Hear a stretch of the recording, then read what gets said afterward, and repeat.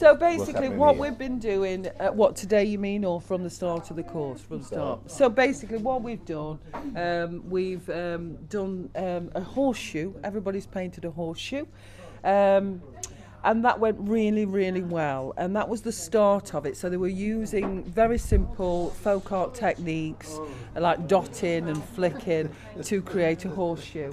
The following week we did slate hearts, and everybody, nearly everybody here, did a slate heart. So they basically painted something.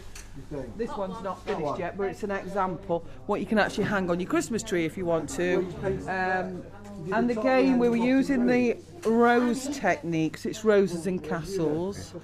And people were basically just learning how to do the folk art rose. They were finding it quite difficult to do, and so what we did, we compromised and said I'll bring in some stencils, and so we are doing folk art rose stencils, as well as we've just had a session where we've all tried again to do the rose, and some people are getting it really well. Session 3 we did a canvas, so everybody did a canvas, and then this week we're doing a bit of everything. And some people have brought in a recycled piece of metal, whatever, a recycled piece really to paint on, and so Annie's brought a coal scuttle in. I'm stenciling on what I think are some flowers with little patterns underneath. I got the coal scuttle from charity shop. It was 50p. So I thought I'm going to decorate it and give it my mum for Christmas. But obviously she's going to see it when I walk through the door. I did a slate heart with the rose on. I've glazed that at home. I've also done a canvas which had all them roses on, all different colours. I've done all of them basically, but this one's going to be my favourite. Is this the first time you've done something like this? Yeah, I used to run a craft group on a Thursday. We're doing cards and diamond art and things like that.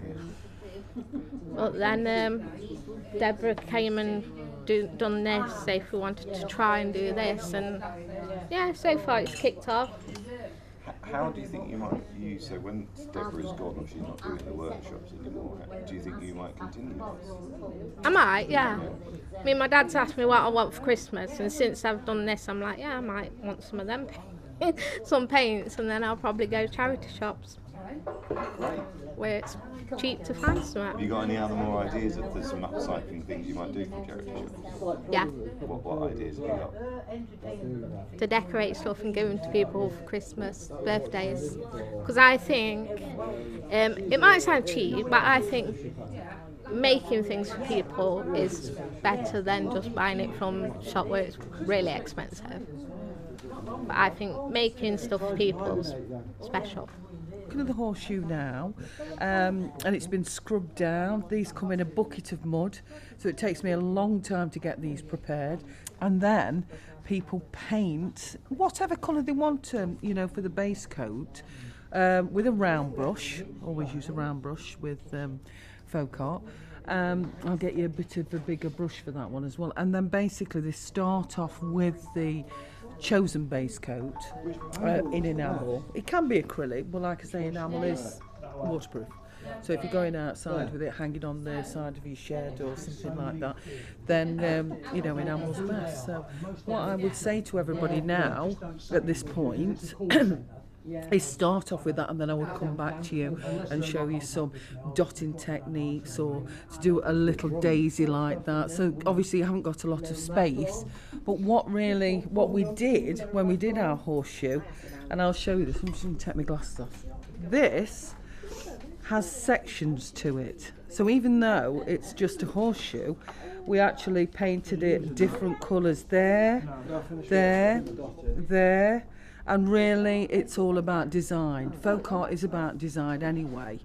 The techniques can be learnt by anybody. So if I give you an example of a finished product from one of our students here, and what you'll see is this is totally Christine has chosen this design totally for herself. So we did dotting, didn't we, Christine? We did some dotting here, and then Christine decided, well, these are the colours that I want to do. And so she managed to get this looking spectacular with absolutely no help from me whatsoever. She chose that design. Another card, I'll just show you another design. Where's yours, what have you done with yours, Alan? Alan's very minimalistic. And so some people, they just paint that black and then they just do dotting round it, you know what I mean? That's absolutely fine. There we go. So Alan's a minimalist. So his horseshoe was just literally that. Absolutely beautiful, isn't it? And Can you describe it to me? Oh yeah, sorry. And so this is black and it's dotted in red, yellow, green, brown, pink. And I think that's it. And so it's a simple design with a dotting tool that's enabled Alan to... What it is with this very early painting, it's about how you use your brush, it's about, you know, loading your brush, it's getting used to actually using a brush. Do you know what I mean? So it's like, really, people have never painted before since school. And so we always make the joke, bring the shirt in. You know what you used to when you were at school, bring the shirt in like you do if you're doing something with Blue Peter. No, seriously, we've got aprons. And basically, what we're doing here is just getting used to painting and dotting. And then other techniques have come in, like obviously with Christine's used different techniques. And on this one, you'll see that there is what's called the folk art flick. That's a sort of take on not rose, I've forgotten it now anyway. But anyway, there's different techniques on there, and we've gone through all those. How have people been finding it?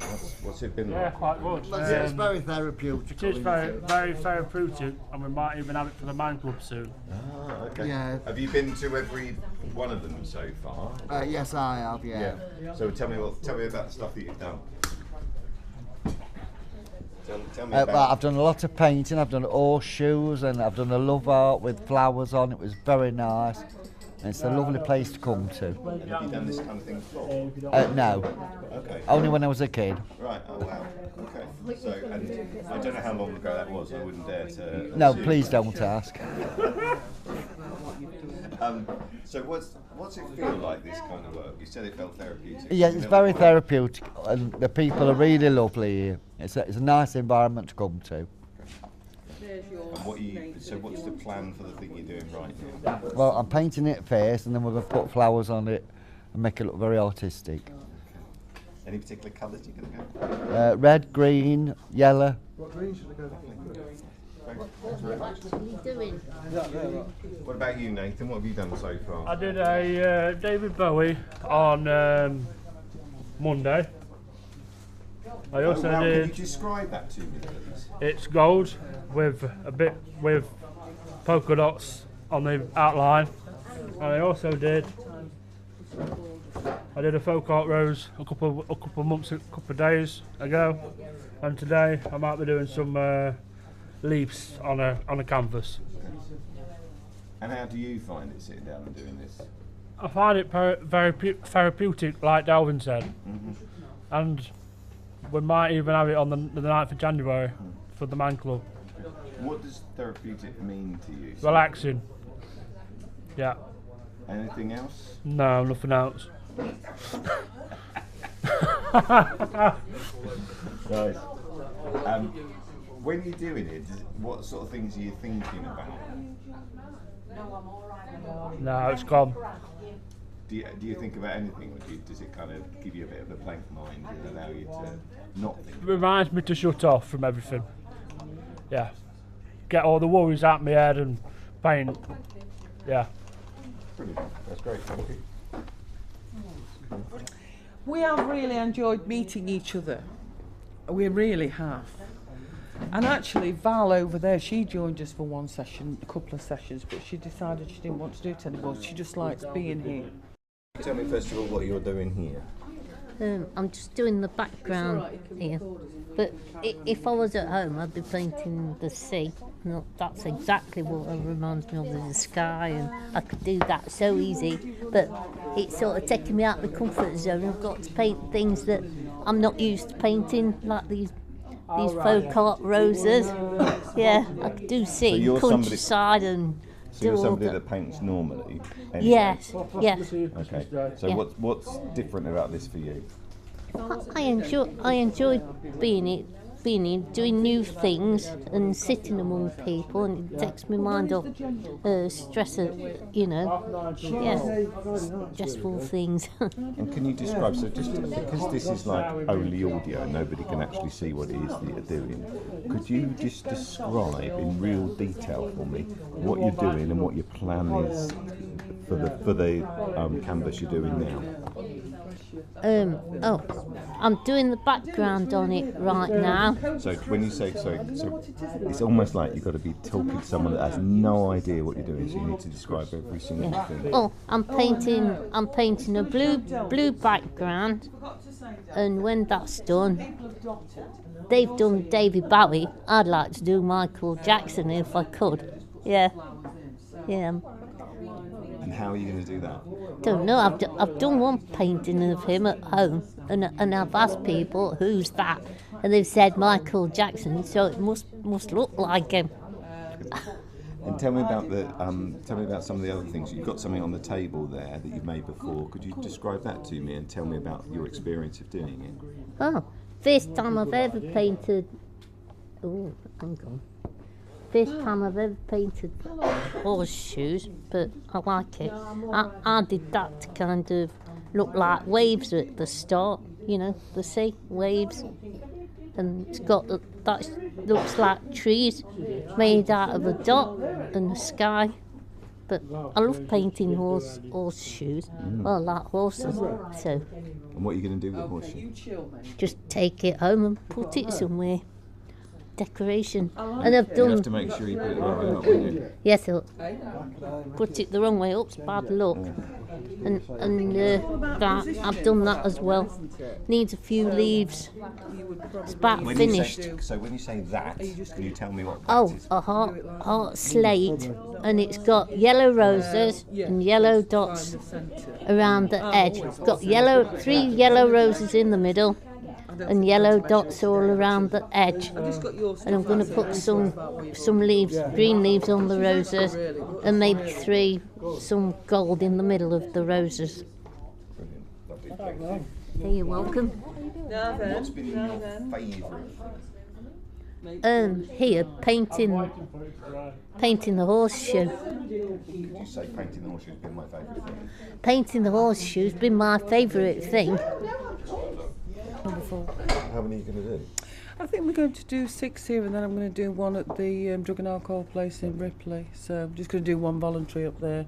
So what have you discovered in terms of your kind of teaching, facilitation, experience of using this art form with people? What have been your discoveries? I think for me personally, it's been a complete, totally new journey. I'd never taught this before, so obviously I was extremely nervous, about teaching this, and I felt that I adequately prepared. But even with that level of preparation, this is a pilot, because then I realised that some of the techniques were really difficult for people to learn. However, with the stencils, there was a backup. So luckily for me, I'd got sort of 20, 30 stencils from other work that I'd done.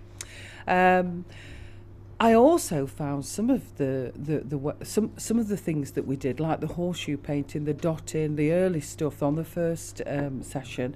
They really did really well, and everything's gone really fast, So I thought we might do horseshoes for 2 sessions, say, and immediately people had done a horseshoe. And Nathan, one of the guys on the course, he did 3, and they're all different. So it was really lovely. And also what I really liked about this group is they do know each other, and what happened was there was a kind of stillness that occurred, which is really lovely. It's mindfulness came in, and people actually stopped talking and just really did the art, and were kind of lost in it, and that was from day one. So it was absolutely lovely, that was, and it was an amazing experience. And the lady who runs the centre said to me, I can't believe how quiet this group has actually gone. Well, of course, I don't know the group very well, but then week 2 they got a bit louder, really, and then went quiet again. So I think for me, it's reinforced positivity for me on my teaching style, but it's also made me realise that folk art itself, because I know how to do it, is actually a bit more harder to learn than what I've forgot. I started doing it during COVID. I bought online courses, and so for 5 years I've been doing it, and I've forgotten how hard it is to learn that folk art rose technique. Bought in my own canvases. I had a small exhibition, so I bought in the roses and castles. A couple of people asked to do a castle, but we're not that ready for a castle yet. What we're doing here is very simple stuff where everybody gets something to take home with them each week, and I think that's really important. We're also painting on recycled materials, the horseshoes, but also they've been asked to bring something in for the last session, and I think just getting into painting, finding out how to use a brush, how to use a dotting tool, how to load a brush, how to paint a surface, a background. It's just been totally amazing. So for you, if you're going to do this again, what's the key sort of 3 learning points? You go, okay, that next time, this is what I'm thinking straight away. These are the main things I'm learning from this. Well, I think to be mindful that we need a practice session each session on the folk art techniques themselves, to make sure that we stick to fairly small groups, really. And I think probably for me to do a proper lesson plan, really. I haven't been doing proper lesson plans. It's all in my head. But I think I perhaps need something a bit more formal, really, so I can kind of stick to it a bit. Although that's only just for me, really, but maybe writing things down a bit more. Overall, I'm quite pleased with the variety of things that we've done each week. That's really, for me, been...